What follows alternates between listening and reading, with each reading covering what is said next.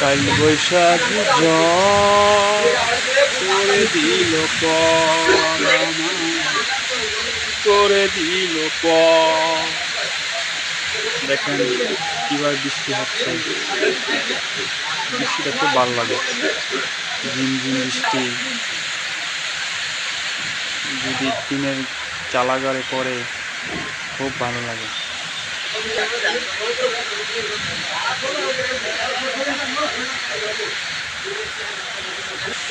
খুব ভালো লাগে, কি সুন্দর বৃষ্টি পড়ছে।